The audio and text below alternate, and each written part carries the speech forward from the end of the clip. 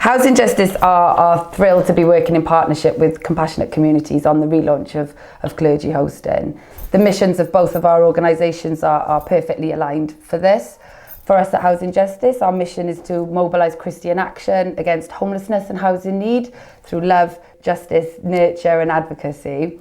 And for compassionate communities exist to support and equip every church in the Diocese of London in serving their communities compassionately. So hosting truly embodies these missions. It is, we support clergy and non-clergy to open their homes to some of the most vulnerable people in society. Whenever we talk about hosting with any of our previous or current clergy hosts, we often hear about the Gospel of Matthew. For I was hungry and you gave me food, and I was thirsty and you gave me drink. I was stranger and you welcomed me. The project was set up in 2015 as a response to the war in Syria and the subsequent European refugee crisis.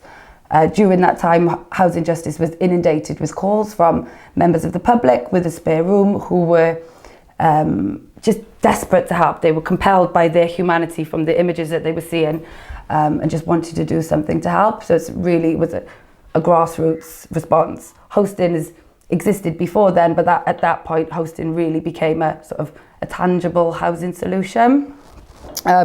So the recent crisis in Afghanistan has really resonated deeply with us as a project. Not only because we've seen a similar surge in interest in hosting and a sort of increase in interest, but it reminds us of the journeys of our current hosted guests from places such as Ethiopia, Eritrea, the Congo, countries that have terrible conflicts, dictatorships that don't receive even, a quarter of the media coverage that Afghanistan and Syria has received. Since the project started, our hosts have provided over 60,000 nights of accommodation. We've had 16 clergy in total registered to be hosts, and at the moment 35% of our current guests are hosted in clergy homes. For us, these placements have been critical, particularly during the periods where we've struggled to recruit hosts from the wider public, so there hasn't been such an interest in hosting. These clergy hosting placements have really helped us to sustain the project. And clergy homes lend themselves very well to hosting, not only because you have the space, which is obviously a luxury in London, but also for the pastoral and community support that they embody. Hosting exists to provide a safe and stable place for people to stay who've got literally no other options. It's for people who are not entitled to recourse to public funds and also are not permitted to work under current UK immigration laws.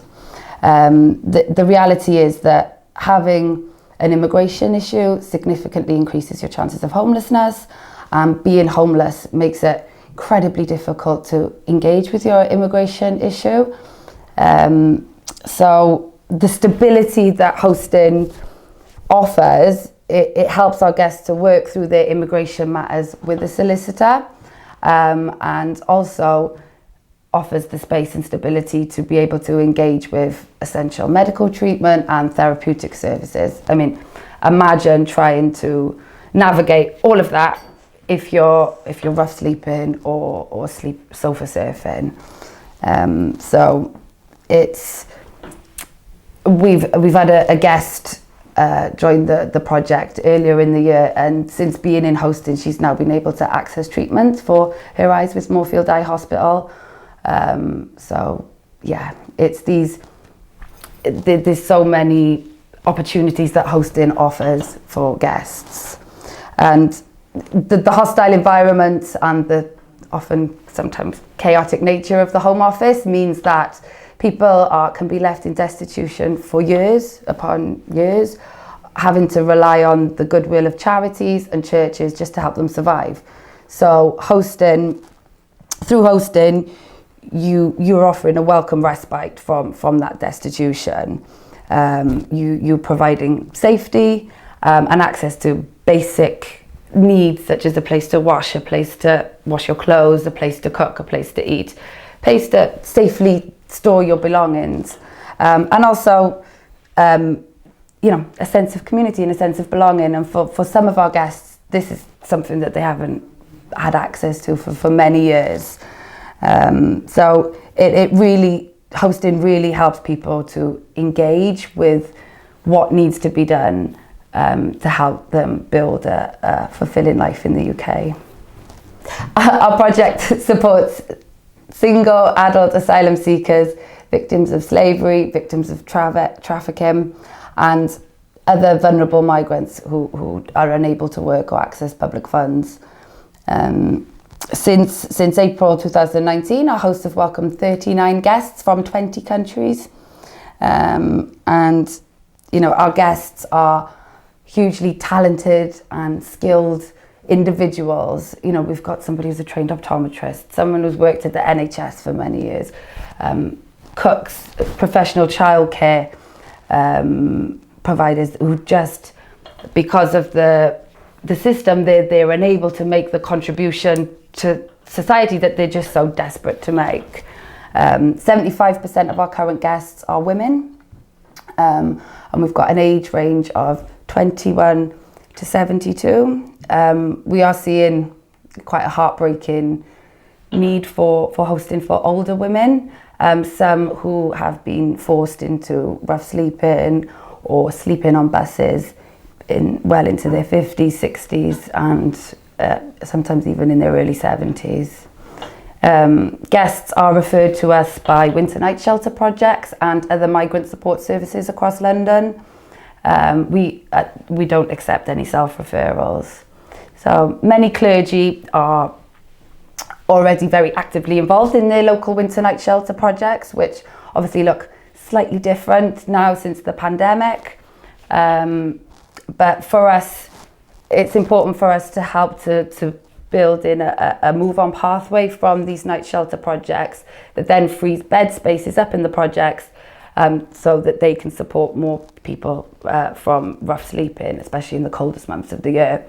And for us, once someone's staying in a winter night shelter, they build a relationship with the staff there, with the volunteers, and so they're able to make an assessment of whether somebody is going to be suitable for hosting. So that helps with our risk assessment process as well. Hosting is a low support needs option, so we're unable to support people with active substance misuse issues because we want to make sure that it's the right environment for the individual. At the heart of hosting is the spirit of hospitality. It's not a professional support role. Each guest comes to us with a network of professionals around them. That's a solicitor, caseworkers that are helping them with the real practical things that they need to resolve their situation. So as a host, you are offering hospitality, and welcoming someone into your home is providing that respite from destitution, a safe place for them to stay, and a sense of community, a sense of belonging.